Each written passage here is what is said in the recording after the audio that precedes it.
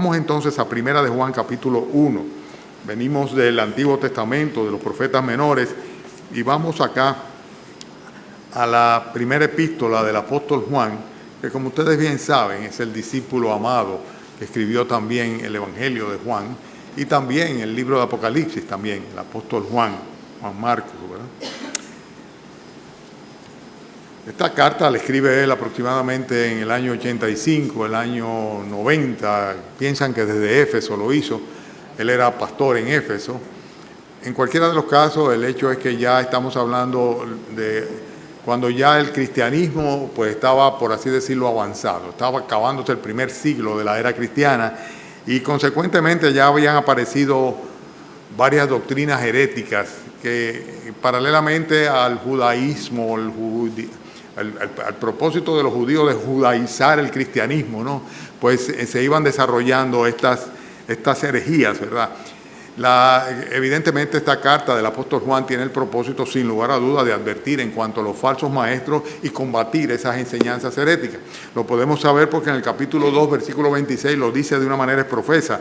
Dice, os he escrito esto acerca de los que os engañan. O sea, él estaba advirtiendo en cuanto a estas herejías. Y también lo vemos en los primeros versículos que vamos a leer, los que van del 1 al 4, que el apóstol introduce de inmediato cuál es el interés de él, o sea, enfatizar lo que tiene que ver con la doctrina de la kenopsis, de la encarnación de nuestro Señor Jesucristo, lo que tiene que ver con la realidad de la vida eterna, porque ciertamente tanto el docetismo como el gnosticismo ya estaban minando la fe de algunas personas.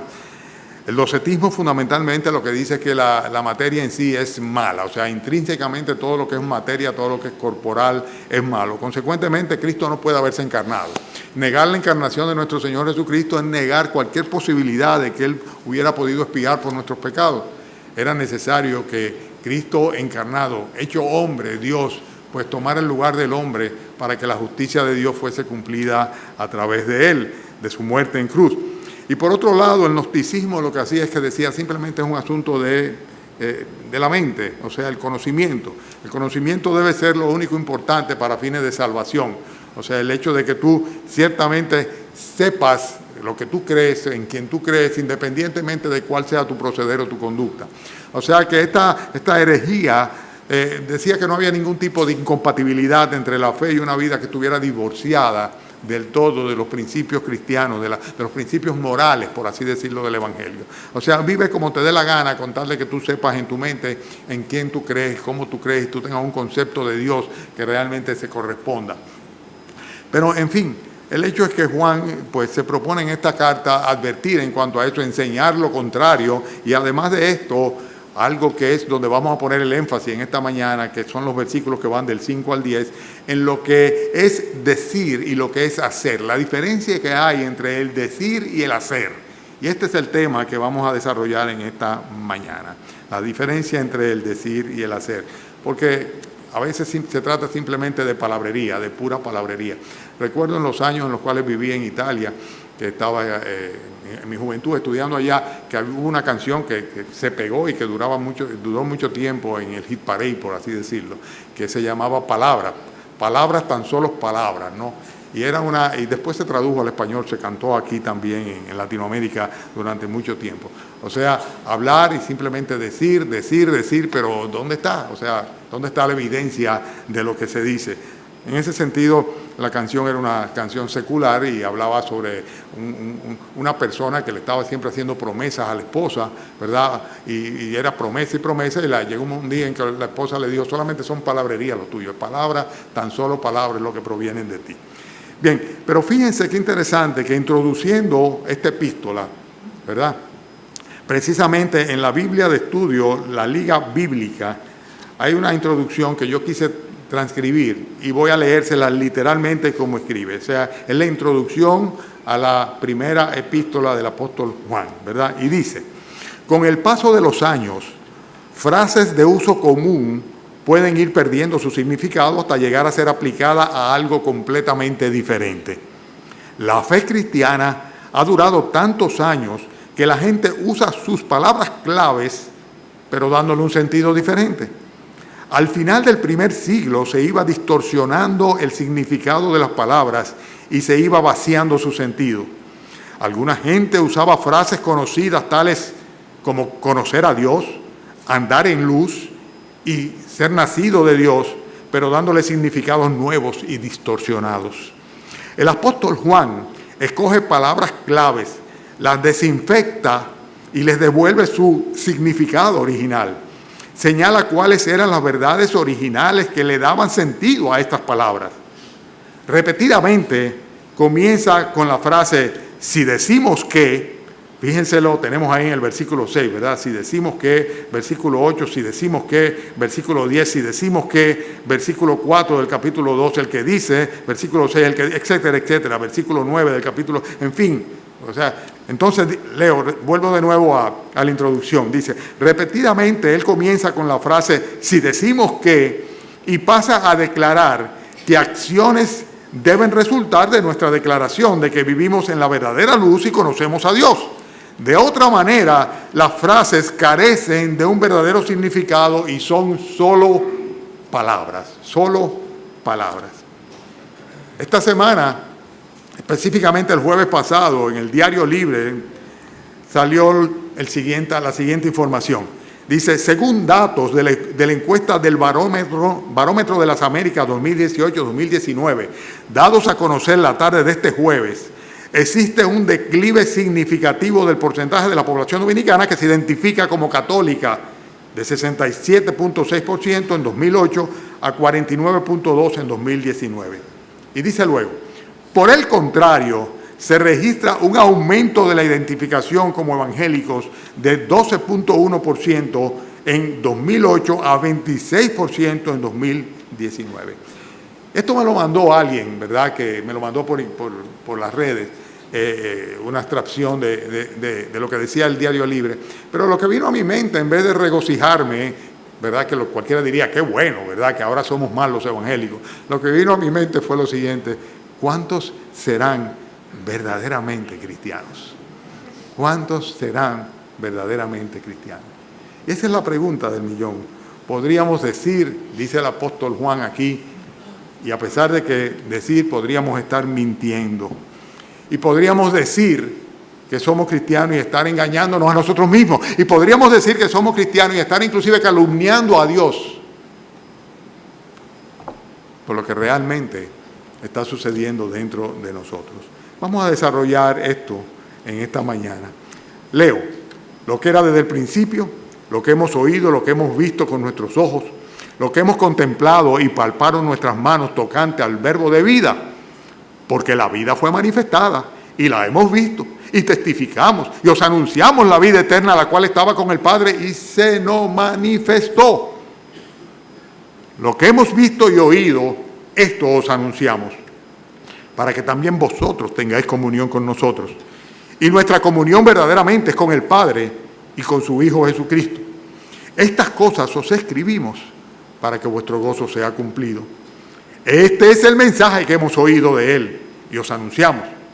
Dios es luz y no hay ningunas tinieblas en Él. Si decimos que tenemos comunión con Él y andamos en tinieblas, mentimos y no practicamos la verdad.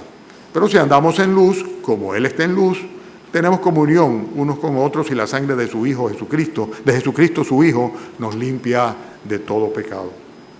Si decimos que no tenemos pecado, nos engañamos a nosotros mismos y la verdad no está en nosotros. Si confesamos nuestros pecados, Él es fiel y justo para perdonar nuestros pecados y limpiarnos de toda maldad. Si decimos que no tenemos pecado, le hacemos a Él mentiroso y su palabra no está en nosotros. Por eso decía hace un rato que podemos decir mintiendo y que podemos decir y estar engañándonos y que podemos decir y aún estar calumniando a Dios mismo, conforme a lo que el apóstol enseña en estos primeros versículos. El primero de los versículos en que vamos a enfatizar es el 6, cuando dice, si decimos que tenemos comunión con Él y andamos en tinieblas, que dice, mentimos y no practicamos la verdad. Las tinieblas es el ámbito de acción de Satanás, sin lugar a dudas. Y andar en tinieblas es vivir en una vida de acorde a los parámetros del mundo, a los patrones de este mundo. En otras palabras, es vivir siguiendo las pautas que traza el príncipe de la potestad del aire, el espíritu que opera en los hijos de desobediencia, el príncipe de este mundo, Satanás. Y esa es la realidad de aquellas personas que andan en tinieblas. Y la mayoría de las personas que están en el mundo no reconocen esa realidad, pero sin embargo es así. Están completamente a oscuras y están en el ámbito donde precisamente Satanás es dueño, señor y rey. Pero fíjense qué interesante que hay toda una definición de pecado que va involucrada con esto. Porque, por ejemplo, dice en el versículo, hablando de versículo 7, excúsenme, que se me fue el punto. Versículo 8 dice, si decimos que no tenemos pecado, dice, nos engañamos a nosotros mismos y la verdad no está en nosotros. Y lo dice de una manera muy clara. Y la definición de pecado, sin lugar a duda, va muy relacionada con las obras infructuosas de las tinieblas, según nos enseña Efesios capítulo 5, versículo 11. Y pecado no es otra cosa que transgredir la ley de Dios. En Romanos dice, sin lugar a duda, que por la transgresión de un solo hombre, de Adán, vino la condenación a todos los hombres. Y el pecado es algo que es completamente ajeno a Dios. En el versículo 5 lo expresa de una manera muy clara acá el apóstol cuando dice que no hay ningún tipo de tinieblas en él. Por el contrario, el pecado lo que es la manifestación de la maldad de nuestros corazones. Y por eso en el versículo 9 él dice que él ha venido para limpiarnos de toda maldad. Ahora bien, los efectos del pecado son terribles sobre la raza humana y sobre cada ser humano en particular.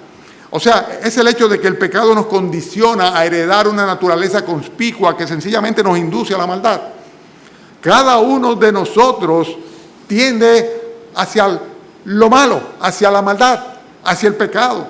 Y es algo que necesariamente nos separa el pecado de la gracia de Dios, nos separa de Dios mismo y nos mantiene espiritualmente muertos. La Biblia dice que por causa del pecado, precisamente, la muerte viene a ser algo que pasa a todos los hombres, por cuanto todos precisamente pecaron. Consecuentemente, el pecado nos condena a pasar una eternidad en tormentos en el infierno de fuego, separado de Dios, ajeno de la vida que hay en Dios. Sin embargo, cualquiera de nosotros podría decir, mintiendo, que tiene comunión con el Señor Jesucristo y ser cristiano, sin embargo, estar andando en tinieblas, que es a lo que se refiere en el versículo 6, cuando dice, si decimos que tenemos comunión con Él y andamos en tinieblas, ¿qué dice? Mentimos, estamos mintiendo, estamos diciendo algo que es falso, que no es verdad, es solo palabrería, pura palabra. Decir que tenemos comunión con Dios y vivir la vida del mundo, vivir la vida del placer, vivir la vida ajena a Dios, a la voluntad de Dios, a los preceptos morales de Dios, pues sencillamente es algo que lo que está evidenciando es el hecho de que nos estamos engañando a nosotros mismos, estamos mintiendo, no estamos diciendo lo que es la verdad. Efesios capítulo 5, versículo 8, dice, en otro tiempo a los creyentes, les dice en Efesios, le dice, en otro tiempo eras tinieblas, mas ahora soy luz en el Señor. Consecuentemente, andad como hijos de luz. Y dice más que esto. Dice, no participéis de las obras infructuosas de las tinieblas, sino más bien, ¿qué dice? Reprenderlas. En otras palabras, hermanos, el apóstol Juan está diciendo acá en el versículo 6 que nosotros podemos estar engañándonos y más que esto mintiendo realmente si decimos que tenemos comunión con el Señor, pero sin embargo realmente estamos viviendo conforme a los patrones del mundo. Y esta es la primera interrogante que debemos hacernos cada uno de nosotros. O sea, en mi vida cotidiana, o sea, no aquí en la iglesia, no cuando estamos en comunión entre los hermanos, no cuando vamos a un pasadía de familia, ¿verdad? Sino en mi vida cotidiana, en los lugares donde yo me desenvuelvo, en mi lugar de trabajo, en mi familia, en mi casa, en el día a día. O sea, yo vivo como un cristiano. O sea, el patrón bíblico es el que rige mi conducta, porque yo puedo perfectamente decir que soy cristiano, y es lo que sucede en nuestra sociedad. Tú vas a la calle y preguntas, ¿verdad? Y sea que se defina como un católico cristiano, como un evangélico cristiano, cualquiera te va a decir que sí lo es. Pero ¿y sus vidas? ¿Qué reflejan? ¿Cuál es el reflejo en su vida? Seguramente van a estar diciendo una mentira y muchas veces tal vez sin tener plena conciencia de hasta qué punto están mintiendo. En otras palabras, tenemos que vivir de acuerdo a lo que somos, Porque si no vivimos de acuerdo a lo que somos, sencillamente estamos diciendo mentiras y son puras palabras, ¿verdad?, que caen en el vacío, en el aire cuando nos confesamos a Jesucristo como nuestro Señor y Salvador. No somos verdaderamente cristianos si no vivimos de acuerdo a la voluntad de Dios, si andamos en tinieblas. Porque si decimos que tenemos comunión con Dios y andamos en tinieblas, mentimos, dice Juan, mentimos y no practicamos la verdad. El segundo aspecto está en el versículo 8. Si decimos que no tenemos pecado, dice, nos engañamos a nosotros mismos y la verdad no está en nosotros. Pero si confesamos nuestros pecados, Él es fiel y justo para perdonar nuestros pecados y limpiarnos de toda maldad. La confesión de pecado no es el sacramento que se inventó Inocencio III en el año 1215. La confesión de pecado tiene que ver con el corazón contrito de una persona que se siente en falta delante de Dios, que se sabe en falta delante de Dios y que sencillamente lo que hace es que se pone de acuerdo con Dios en el criterio de Dios en cuanto a lo que es Él y lo que Él hace. Cuando nosotros confesamos nuestros pecados, no le estamos diciendo a Dios algo que Él no sepa. Estamos diciéndole a Dios, Señor, lo que tú dices es lo correcto. Yo asiento completamente, estoy de acuerdo con que yo soy, yo he hecho y yo he actuado de una manera incorrecta, que he pecado en contra tuya. La confesión de pecado es eso fundamentalmente, pero es una manifestación de un verdadero arrepentimiento, o sea, de una contrición, de un dolor que hay en el corazón porque hemos agredido, hemos ofendido a la santidad de Dios, porque hemos defraudado, por así decirlo, a Dios. Y por eso entonces nosotros confesamos nuestros pecados. Pero sin lugar a duda que es un prerequisito imprescindible para poder obtener el perdón del Señor y la purificación del alma. Por eso lo dice acá, si confesamos nuestros pecados, versículo 9, ¿qué dice? Él es fiel y justo para perdonar nuestros pecados y limpiarnos de toda maldad. Pero fíjense que es condicional. O sea, si confesamos nuestros pecados, una confesión genuina de corazón. Porque si no confesamos nuestros pecados, no vamos de ninguna manera a recibir la limpieza y el perdón que el Señor nos ofrece. El perdón de pecados, hermanos, no puede ser jamás una consecuencia de los méritos humanos. Que yo actué bien, que yo hice tal cosa y que sencillamente yo balanceé, compensé mi balanza y ya el Señor no va a tomar en cuenta mis malas obras por las cosas buenas que yo he hecho. Eso es mentira, eso no es así. Eso es falso completamente. Dios nunca nos va a perdonar porque merecemos el perdón. Nos perdona porque no merecemos el perdón, y no solamente no lo merecemos, sino que no lo podemos obtener por nuestros propios méritos. Consecuentemente, es solamente un fruto de la bondad y la misericordia del Señor. El perdón de pecado, Él es fiel y justo, dice la Escritura, para perdonar nuestros pecados. Se basa fundamentalmente en la fidelidad de Dios y en la justicia de Dios. En eso se basa el perdón de los pecados. Dios es fiel a sus promesas. Y si un pecador arrepentido viene hasta Él y clama por misericordia, Él no le echa fuera, Él le perdona y Él le salva. ¿Y cómo lo hace? Bueno, Él aplica la justicia de su Hijo Jesucristo sobre ese pecador. El que no conoció pecado, dice la Escritura, por nosotros fue hecho pecado, para que la justicia de Dios se cumpliese en Cristo, de manera que nosotros no tengamos que pagar con la condenación del infierno por nuestro propio pecado. Pero el perdón de pecado es un regalo de Dios, nunca por mérito humano, siempre fruto de la misericordia de Dios, que no nos da el castigo que merecemos, sino el perdón que no merecemos. Hermanos, la limpieza total de la maldad es algo que también viene como consecuencia de eso. Por eso cuando el Señor perdona a un pecador, lo dice claramente, Él es fiel y justo para perdonar nuestros pecados y limpiarnos de toda maldad. Pero es interesante que no es solamente el hecho de que nos limpia de toda maldad, sino que la sangre de nuestro Señor Jesucristo tiene poder suficiente y sobrante para, independientemente de cuál sea el pecado, sencillamente quitarlo, echarlo a un lado, quitarlo del medio.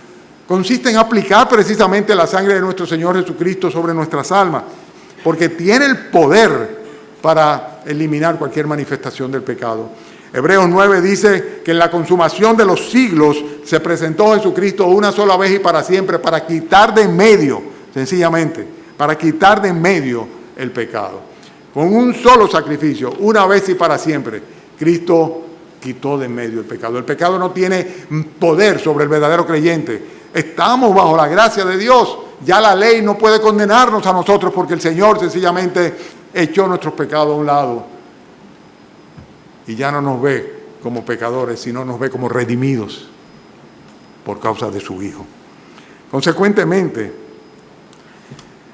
nosotros podríamos engañarnos si creemos que no tenemos de qué arrepentirnos.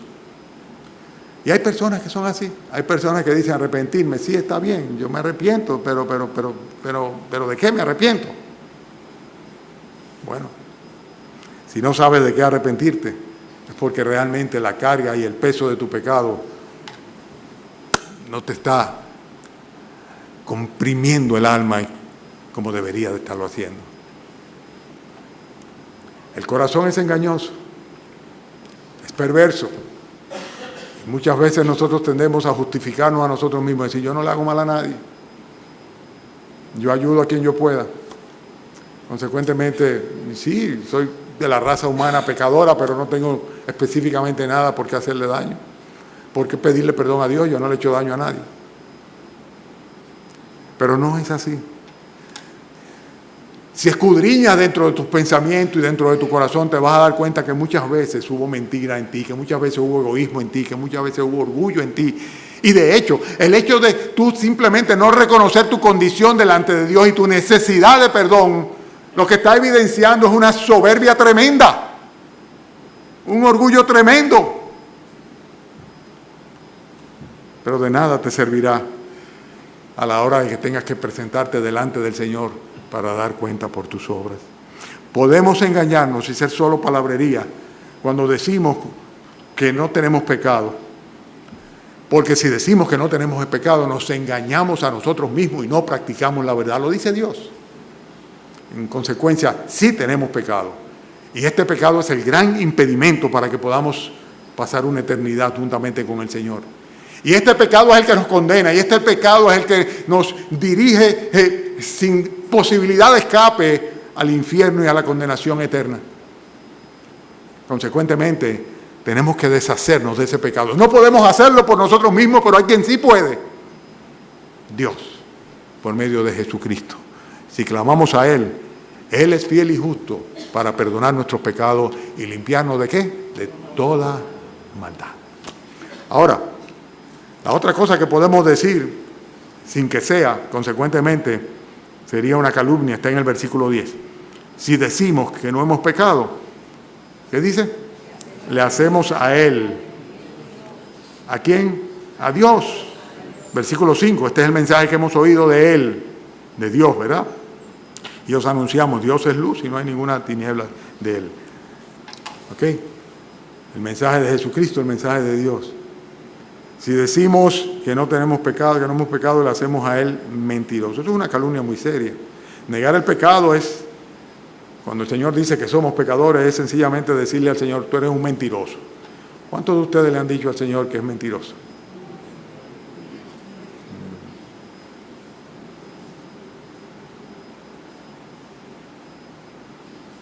A veces no es con palabras.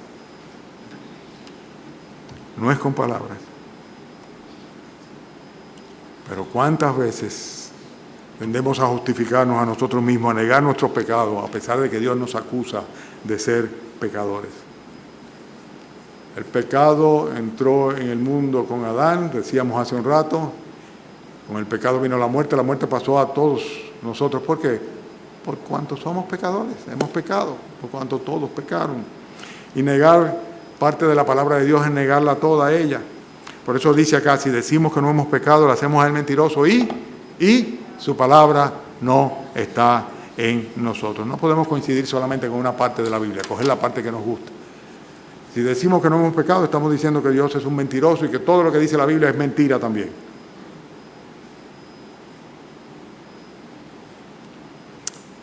Acusamos a Dios de mentiroso y lo calumniamos cuando nos resistimos a reconocer nuestra condición de pecador y nos volvemos arrogantes e impenitentes porque no confesamos nuestros pecados.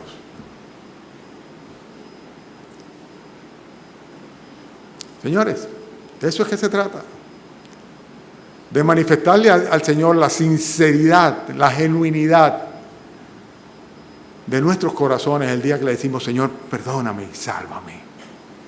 Porque si no lo creemos de todo corazón, la salvación es por fe. Y la gracia de Dios se manifiesta precisamente en los pecadores que se arrepienten de todo corazón. Vamos a concluir ya, hermano.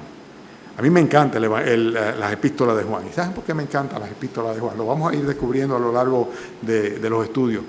Por la manera tan sencilla como el apóstol Juan presenta la verdad bíblica.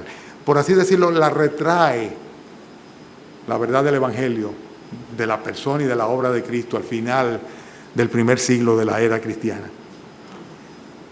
Cosas tan sencillas como el que tiene al Hijo tiene la vida, el que no tiene al Hijo no tiene la vida.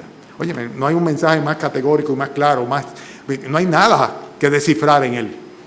Se trata de tener o no tener a Jesucristo. Nosotros podríamos decir ser cristianos y sin embargo no practicar la verdad, estar andando descarriadamente. Y por eso no se trata de cuántos evangélicos hay o cuántos católicos. No se trata de eso. Se trata de cuántos han sido nacidos de nuevo, cuántos han tenido un encuentro con el Señor una vez y para siempre y han sido regenerados desde dentro hacia afuera. Y esa regeneración se manifiesta en obras que el Señor pone por delante para que nosotros andemos en ellas. Si andamos en tinieblas, estamos mintiendo. Dice aquí el versículo 6, y no practicamos la verdad. Podemos decir perfectamente bien que somos cristianos, sin embargo, no tener la verdad. O sea, estar siendo engañados. Dice, nos engañamos a nosotros mismos, dice el versículo 8, y no vivir la verdad en absoluto, estar completamente equivocado. Ahora, tener comunión con Dios tiene implicaciones. Como decíamos, versículo 6, versículo 8, versículo 10, no es suficiente el decir, es necesario andar en luz, andar en luz. Versículo 7, ahí está el énfasis. Pero si andamos en luz, ¿qué es andar en luz? ¿Ok? Búsquenlo. Está ahí en el mismo texto que está ahí. La vida fue manifestada, la hemos visto, testificamos, nos anunciamos la vida eterna, la cual estaba con el Padre y se nos manifestó. ¿Quién fue que dijo yo soy la luz del mundo? Jesucristo. Él es la luz del mundo, ¿verdad? Dice, si andamos en luz, tenemos comunión unos con otros y la sangre de su Hijo Jesucristo nos limpia de todo pecado. Hermanos, tener comunión con el Señor implica confesar nuestros pecados a Él, implica nacer de nuevo, implica ser limpios por la sangre de Jesucristo de toda maldad, implica tener una verdadera comunión con Dios, no de un día, ¿verdad?, sino de 24 horas todos los días, e implica también necesariamente tener comunión entre los hermanos. Fíjense el versículo 3, lo que hemos visto y oído, esto os anunciamos, para que también vosotros tengáis comunión con nosotros. Y nuestra comunión verdaderamente es con el Padre y con su Hijo Jesucristo. Versículo 7. Pero si andamos en luz, como Él está en luz, tenemos comunión unos con otros. Y la sangre de su Hijo Jesucristo nos limpia de todo pecado. ¿El cristianismo tuyo es real o son solo palabras? ¿Eres simplemente de una denominación evangélica? ¿O Cristo mora en tu corazón, el cual ha sido purificado, lavado por su sangre, el cual ha sido limpio de toda maldad por su gracia y por su misericordia, a consecuencia de que reconociéndole como Dios, Señor y Salvador, has confesado delante de Él tu pecado y le has pedido misericordia? Si eso no ha pasado, el cristianismo tuyo es solo de la boca para afuera. Solo palabras. Juan va a enfatizar esto muchas veces. Voy a adelantarle algo de la semana que viene, cuando dice el versículo 4, el que dice, 2:4, ¿lo tienen? El que dice yo le conozco y no guarda sus mandamientos, el tal es ¿qué? Wow, mentiroso. El versículo 6, el que dice que permanece en él, debe evidenciarlo ¿cómo? Su día a día. debe andar como Él anduvo. Vamos a orar, hermano.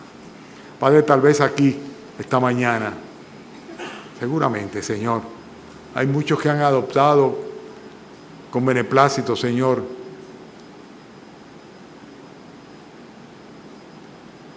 la doctrina del Evangelio, Señor. Reconocen, Padre, la verdad, pero todavía, Señor, la sangre de Cristo no ha sido aplicada a sus corazones, a sus almas, Señor. Oh, Padre, las iglesias se han ido llenando en los últimos tiempos de personas así, Señor, que van tras lo que puedan recibir y que quieren, Señor, en su búsqueda, dando palos a ciegas, Señor, pasos a ciegas, encontrarse contigo. Te rogamos, Señor, que tú permitas que este estudio de esta epístola de Juan, pues, conceda, Señor, a los que están en esta congregación y que todavía no se han arrepentido de todo corazón de sus pecados delante de ti, Señor, que procedan a un verdadero arrepentimiento, que reconozcan, Señor, su necesidad de perdón, que reconozcan la maldad de su corazón. Y, Padre, en consecuencia, Señor, que clamen a ti para que tú purifiques sus almas, Señor, para que apliques, Señor, la justicia de Cristo a sus almas, a sus corazones, Señor, para que sean nuevas criaturas, para que establezcan contigo un vínculo permanente, Señor, para que escapen del juicio, Señor, del juicio de condenación, y para que vengan a ser, Señor, no solamente, Padre, parte de una nómina o de un grupo que se congrega un día a la semana, Señor, sino que sean verdaderamente personas que tengan comunión íntima contigo y con tu pueblo. Te damos gracias por esta mañana, Señor, y te rogamos que nos despidas con tu bendición hasta esta tarde, en el nombre de Cristo Jesús. Amén.